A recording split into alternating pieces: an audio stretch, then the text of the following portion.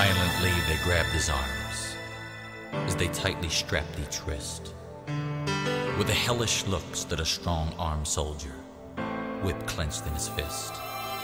Laced with chips of bone, they beat him hard from his shoulders to his feet, and it sliced right through his olive skin, just like razors through a sheet. Countless times the blood splattered as each inhuman lash was given. Several times his knees gave way as his flesh just hung like ribbons. Then surprisingly, he turned his head, though the words he used were few. The soldier's face turned pale when he said, "This blood is for you."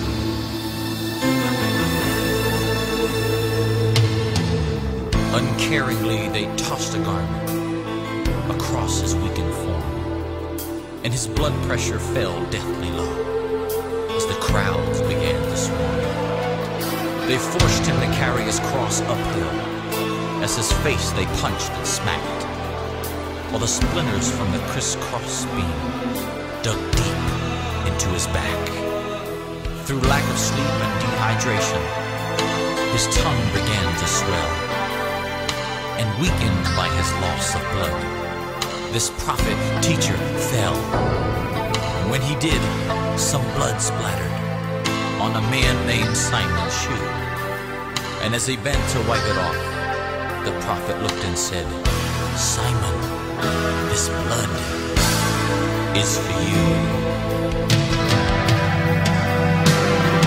This blood can save the soul, heal the sick, mend the heart.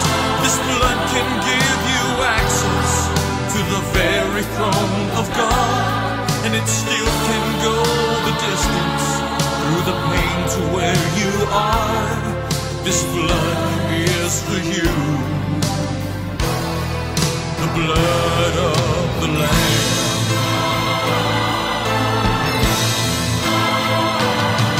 Then they pounded a spike through the bones in his wrists, bursting arteries and veins.